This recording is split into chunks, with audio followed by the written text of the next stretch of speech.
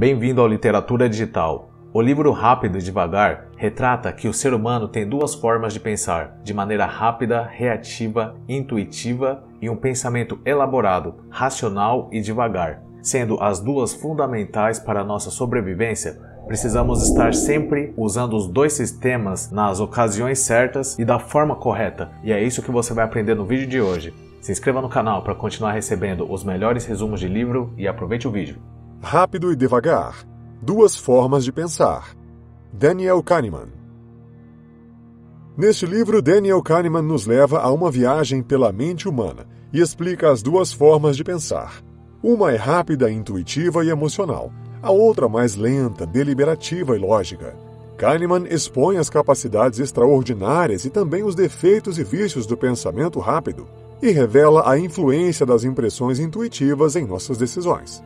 O livro oferece insights práticos e esclarecedores sobre como tomamos decisões nos negócios e na vida pessoal, e como podemos usar diferentes técnicas para nos proteger contra falhas mentais que muitas vezes nos colocam em apuros. Sistema 1 versus Sistema 2. Para ver como nossos dois sistemas cerebrais funcionam, tente resolver este famoso teste de lógica. Um taco de beisebol e uma bola juntos custam $1,10. O taco custa $1 a mais que a bola. Quanto custa a bola? O preço que provavelmente veio à sua mente foi 10 centavos. É resultado do intuitivo e automático Sistema 1. E está errado. Refaça as contas. Você vê o erro?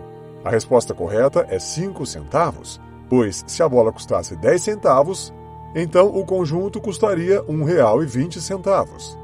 10 centavos para a bola e R$1,10 para o taco. A resposta aqui é 5 centavos. O que aconteceu foi que o seu impulsivo Sistema 1 assumiu o controle e respondeu automaticamente confiando na sua intuição, mas ele respondeu muito rápido. Normalmente, quando se depara com uma situação que não pode compreender, o Sistema 1 chama o Sistema 2 para resolver o problema, mas no teste do taco e da bola, o Sistema 1 é enganado. Ele entende o problema como mais simples do que é, e incorretamente, então assume que pode lidar com ele sozinho. A questão que o teste expõe é nossa preguiça mental inata. Quando usamos nosso cérebro, tendemos a usar a quantidade mínima de energia possível para a realização de uma tarefa. Isso é conhecido como a lei do menor esforço, porque verificar a resposta com o Sistema 2 usaria mais energia. Então nossa mente não o faz enquanto acha que pode resolver com o Sistema 1. Essa preguiça é prejudicial, porque usar o Sistema 2 é um aspecto importante para a nossa inteligência. Uma pesquisa realizada mostra que praticar tarefas utilizando o Sistema 2, com foco e autocontrole, leva a pontuações mais altas nos testes de inteligência. O problema do teste mencionado ilustra isso. Por ser preguiçosa e evitar um gasto maior de energia, nossa mente está limitando a potencialidade da nossa inteligência. O que você imagina quando ouve o fragmento da palavra S-O espaço A? Provavelmente nada. E se antes de ter visto considerasse a palavra comer? Agora, quando olhar novamente para a palavra S-O espaço A, provavelmente a completaria como sopa. Este processo é conhecido como priming. A exposição a uma palavra causa mudanças imediatas e mensuráveis na facilidade com que muitas palavras relacionadas podem ser evocadas. Esse priming afeta não apenas a maneira como pensamos, mas também a maneira como agimos. Assim como a mente é afetada por ouvir certas palavras e conceitos, o corpo também pode ser afetado. Um grande exemplo disso pode ser encontrado em um estudo realizado pelo psicólogo John Bargh com os jovens alunos da Universidade de Nova York. O desafio proposto era montar frases com 4 palavras partindo de uma série de 5 palavras. Para um dos grupos de alunos, metade das frases embaralhadas continha palavras associadas com pessoas idosas. Flórida, esquecido, careca, grisalho, ruga. Após concluírem a tarefa, deveriam caminhar até o fim de um corredor. O objetivo do teste era analisar como caminhavam, e como esperado, o grupo que embaralhou as palavras relacionadas aos idosos percorreu o caminho de forma mais lenta que os demais. O que o priming mostra, portanto, é que, apesar do que muitos argumentam, nem sempre estamos no controle consciente de nossas ações, julgamentos e escolhas. Em vez disso, estamos sendo constantemente estimulados por certas condições sociais e culturais. Por exemplo, uma pesquisa feita por Kathleen Voss prova que o conceito de dinheiro estimula ações individualistas. Pessoas estimuladas pela ideia de dinheiro, por exemplo, por meio da exposição a imagens de dinheiro, agem com mais independência e estão menos dispostas a se envolver, depender ou aceitar ajuda de outras pessoas. A pesquisa revela que viver numa sociedade repleta de gatilhos relacionados ao dinheiro pode desviar nosso comportamento altruísta. O priming, assim como outros elementos da sociedade, pode influenciar os pensamentos de um indivíduo e, portanto, suas escolhas, julgamentos e seu comportamento. Isso se reflete na cultura e afeta fortemente o tipo de sociedade em que todos vivemos. Coerência emocional exagerada, efeito halo. Imagine que você conhece alguém chamado Ben numa festa e acha agradável e bom de papo. Mais tarde, alguém pergunta a você se você conhece alguém naquela festa que possa querer contribuir para uma instituição de caridade. Você pensará em Ben, embora a única coisa que acha que sabe sobre ele é que é bom de papo. Em outras palavras, você gostou de um aspecto do personagem Ben e, portanto, presumiu que gostaria de tudo o mais nele. Frequentemente aprovamos ou desaprovamos uma pessoa, mesmo quando sabemos pouco sobre ela. A tendência da nossa mente de simplificar demais as coisas sem informações suficientes geralmente leva a erros de julgamento. Isso é chamado de coerência emocional exagerada, também conhecida como efeito halo. Quando se cria uma primeira impressão sobre uma pessoa, temos a tendência para captar as características que vão confirmar essa mesma impressão. A primeira impressão vai afetar as nossas avaliações em relação à pessoa observada. Mas essa não é a única maneira de nossas mentes tomarem atalhos ao fazer julgamentos. Também existe o viés de confirmação, que é a tendência de as pessoas concordarem com informações que apoiam suas crenças anteriores, bem como de aceitar quaisquer informações que lhes sejam sugeridas. Isso pode ser mostrado se fizermos a pergunta: o Ben é amigável?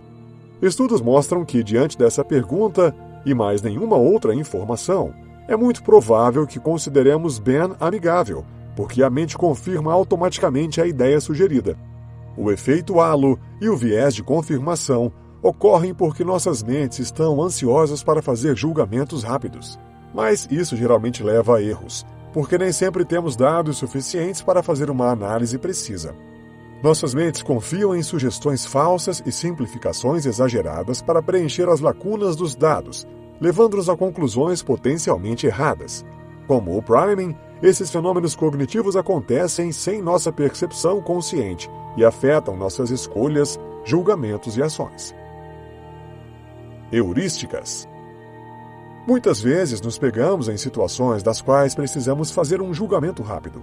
Para nos ajudar a fazer isso, nossas mentes desenvolveram pequenos atalhos para nos ajudar a compreender imediatamente o que está acontecendo ao nosso redor. Eles são chamados de heurísticas. Na maioria das vezes, esses processos são muito úteis, mas o problema é que nossas mentes tendem a usá-los em excesso. Aplicá-los em situações para as quais não são adequados, pode nos levar a cometer erros. Para obter um melhor entendimento do que são heurísticas e a quais erros elas podem nos levar, devemos examinar dois tipos: a heurística de substituição e a heurística de disponibilidade. A primeira, de substituição, é quando substituímos uma pergunta por outra mais fácil que aquela que foi colocada. Observe a seguinte pergunta: essa mulher é candidata a xerife. Ela terá sucesso no cargo? Substituímos automaticamente a pergunta que devemos responder por uma mais fácil, como: essa mulher parece alguém que será uma boa xerife? Essa heurística significa que, em vez de pesquisar o histórico e as políticas do candidato, apenas nos perguntamos se essa mulher corresponde à nossa imagem mental de um bom xerife. Infelizmente, se a mulher não se enquadrar em nossa imagem de xerife, podemos rejeitá-la, mesmo que ela tenha anos de experiência no combate ao crime, o que a torna uma candidata ideal. Há também a heurística de disponibilidade. É aquela em que você superestima a probabilidade de algo que você ouve com frequência ou acha fácil de lembrar. Por exemplo, acidentes vasculares cerebrais causam muito mais mortes que acidentes, mas um estudo descobriu que 80% dos entrevistados consideram uma morte acidental mais provável de acontecer do que os AVCs. Isso porque ouvimos falar mais de mortes acidentais na mídia e também porque elas nos impressionam mais. Nós nos lembramos de mortes acidentais horríveis mais prontamente do que mortes por derrames, e, portanto, podemos reagir de forma inadequada a essas situações. Taxas base. Uma maneira eficaz é manter as taxas base em mente. Isso se refere a uma base estatística da qual outras estatísticas dependem. Por exemplo, imagine uma grande empresa de táxis com 20% de táxis amarelos e 80% vermelhos. Isso significa que a taxa base para táxis amarelos é de 20% e para os vermelhos 80%. Se você pedir um táxi e quiser adivinhar a sua cor, lembre-se das taxas base e faça uma previsão bastante precisa. Devemos, portanto, sempre lembrar uma taxa base ao prever um evento, mas infelizmente isso não acontece. Na verdade, a negligência da taxa base é extremamente comum. Um dos motivos pelos quais a ignoramos é que nos concentramos no que esperamos e não no que é mais provável. Por exemplo, se você visse 5 táxis vermelhos passando, provavelmente começaria a sentir que é bem provável que o próximo seja amarelo.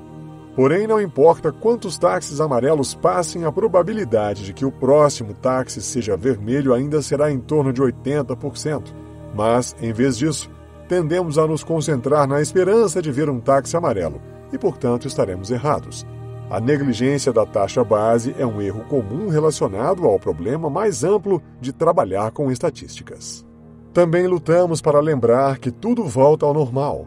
Este é o reconhecimento de que todas as situações têm seu status médio, e as variações dessa média acabarão voltando à média. Por exemplo, se um atacante de futebol com média de 5 gols por mês marcar 10 gols em setembro, seu treinador ficará em êxtase. Mas se ele então passar a marcar cerca de 5 gols por mês pelo resto do ano, o treinador provavelmente irá criticá-lo por não ter continuado sua sequência de gols. O atacante não merece essa crítica, pois ele está apenas regredindo a sua média. Negligência de duração e a regra pico-fim. Temos 2 aparatos diferentes chamados eus de memória, os quais lembram das situações vividas de formas diferentes. Em primeiro lugar, existe o eu da experiência, que registra como nos sentimos no momento presente. Ele nos faz a pergunta: como estamos nos sentindo agora? Depois há o eu da lembrança, que registra como todo o evento se desdobrou após o fato. Ele nos pergunta: como foi no geral? O eu da experiência fornece um relato mais preciso do que aconteceu, porque nossos sentimentos durante uma experiência são sempre os mais precisos. Mas o eu da lembrança, que é menos preciso, registra as memórias depois que a situação termina. Ele domina nossa memória. Existem 2 razões pelas quais o eu da lembrança domina o eu da experiência. O primeiro deles é chamado de negligência de duração, em que ignoramos a duração total do evento em favor de uma memória particular. Em segundo lugar está a regra de pico-fim, pela qual enfatizamos demais o que ocorre no final de um evento. Para um exemplo desse domínio do eu da lembrança, veja esse experimento. Ouça esse experimento que mediu as memórias das pessoas de uma dolorosa colonoscopia. Antes da colonoscopia, as pessoas foram divididas em 2 grupos. Os pacientes de um grupo receberam colonoscopias longas e demoradas, enquanto os do outro grupo receberam procedimentos muito mais curtos, mas em que o nível de dor aumentou no final. Você pensaria que os pacientes mais infelizes seriam aqueles que suportaram o processo mais longo, já que a dor foi suportada por mais tempo. Certamente foi isso que eles sentiram na época. Durante o procedimento, quando cada paciente era questionado sobre a dor, seu eu experienciador dava uma resposta precisa. Aqueles que passaram por procedimentos mais longos sentiram-se pior que os demais. No entanto, após a experiência, quando o eu da lembrança assumiu o controle, aqueles que passaram pelo processo mais curto, com o final mais doloroso, se sentiram pior que os demais. Essa pesquisa nos oferece um exemplo claro da negligência da duração, a regra de pico, fim e nossas memórias defeituosas. Informações repetitivas.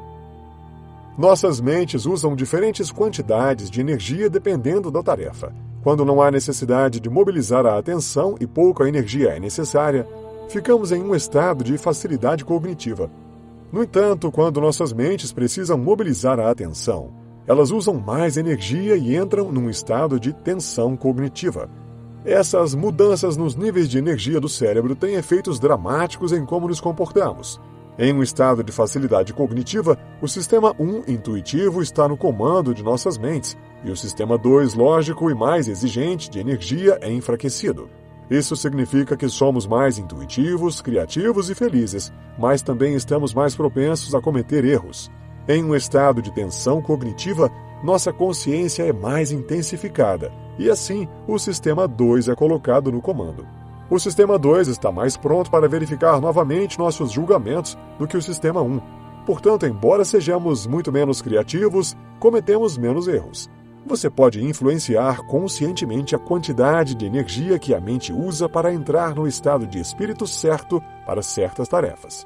Se você deseja que uma mensagem seja persuasiva, por exemplo, tente promover a facilidade cognitiva. Uma maneira de fazer isso é nos expor a informações repetitivas.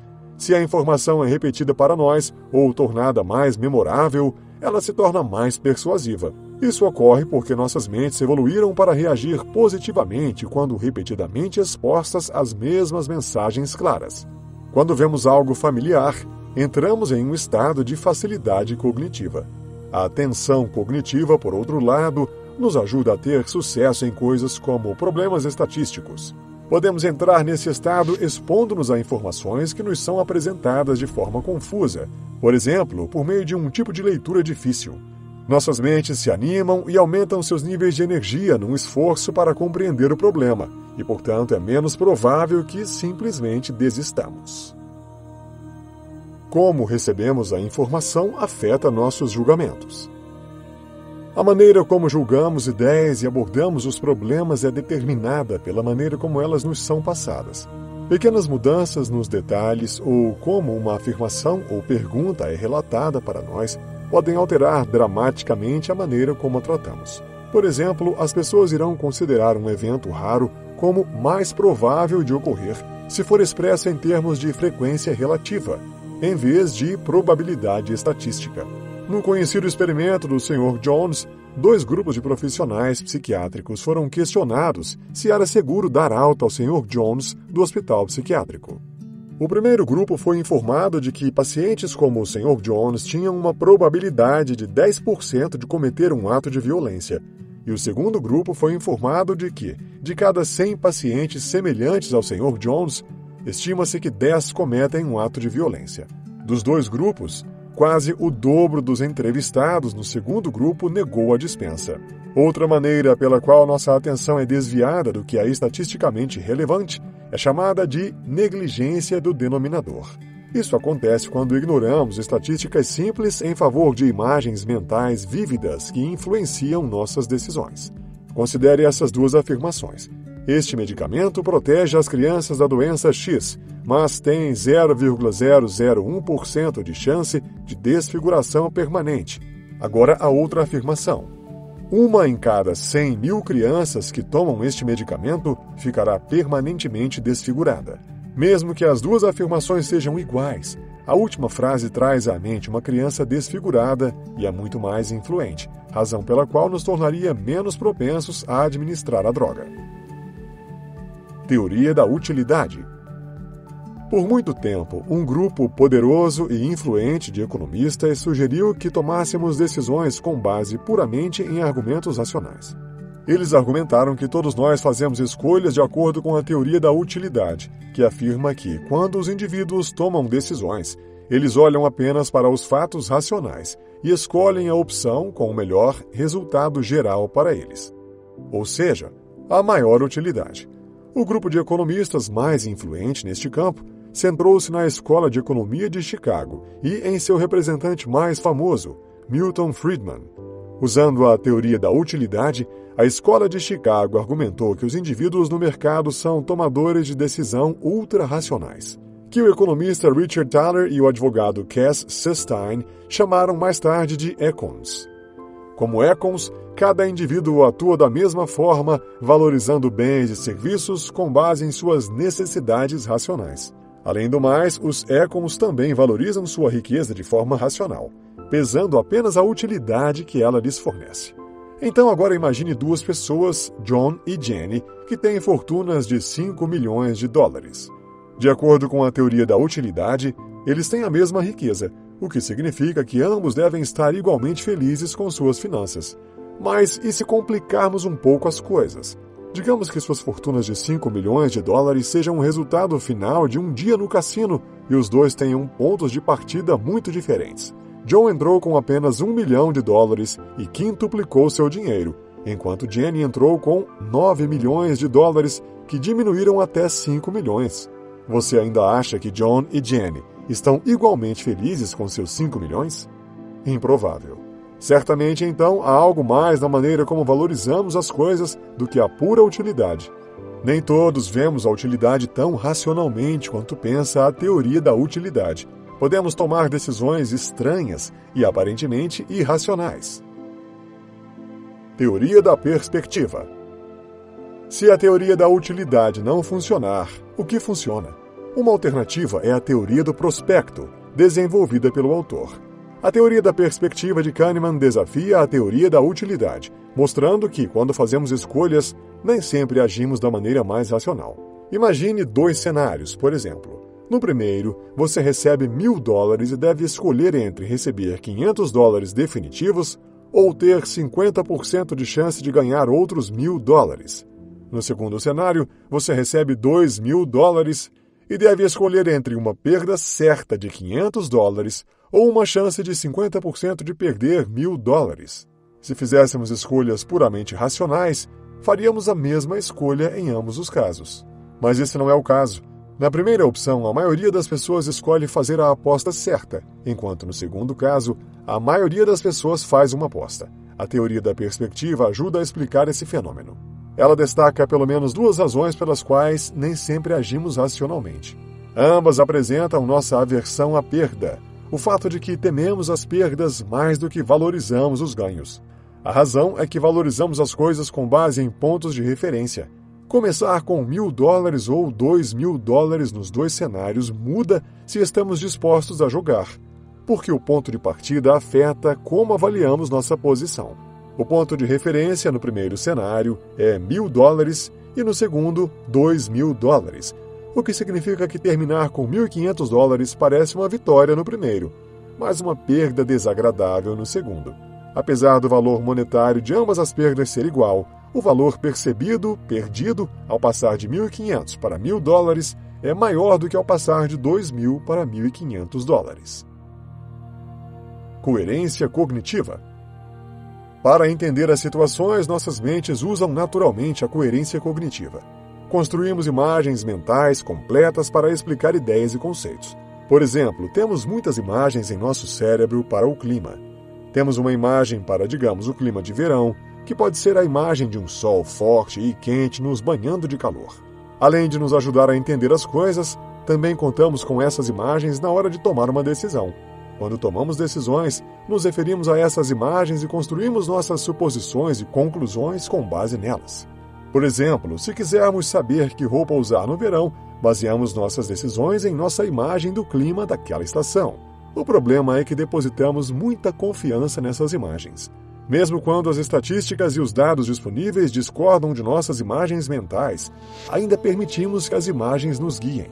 No verão, o meteorologista pode prever um clima relativamente frio, mas você ainda pode sair de bermuda e camiseta, já que é isso que a sua imagem mental do verão lhe diz para vestir. Você pode acabar tremendo lá fora. Confiamos excessivamente em nossas imagens mentais, muitas vezes defeituosas. Mas existem maneiras de superar esses julgamentos com base em suas imagens mentais bastante gerais. Use exemplos históricos específicos para fazer uma previsão mais precisa. Por exemplo, pense na ocasião anterior em que você saiu num dia frio de verão. O que você vestiu na ocasião? Além disso, por meio da preparação e proteção, você pode levar um suéter apenas por segurança. Quando usamos nosso cérebro, tendemos a usar a quantidade mínima de energia possível para a realização de uma tarefa. A mente e o corpo são afetados por ouvir certas palavras e conceitos. Nossa mente tende a simplificar demais as coisas sem informações suficientes. A maneira como julgamos ideias e abordamos os problemas é determinada pela maneira como elas nos são passadas. Quando fazemos escolhas, nem sempre agimos da maneira mais racional. Construímos imagens mentais completas para explicar ideias e conceitos. Neste livro você aprendeu que pensar rápido e lento nos mostra que nossas mentes contêm dois sistemas. O primeiro age instintivamente e requer pouco esforço. O segundo é mais deliberado e requer muito mais de nossa atenção. Nossos pensamentos e ações variam dependendo de qual dos dois sistemas está no controle de nosso cérebro no momento. As mensagens são mais persuasivas quando somos expostos repetidamente a elas.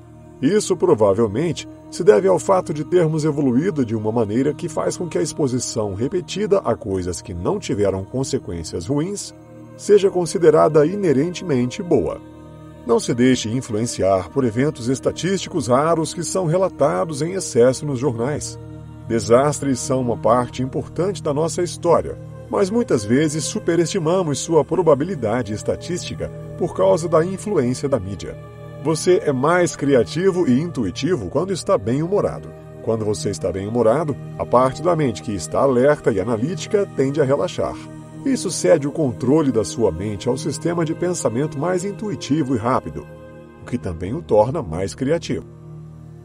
Se você gostou desse vídeo, não se esqueça de se inscrever no canal e escreva nos comentários qual livro você gostaria que eu trouxesse aqui. Te vejo no próximo vídeo.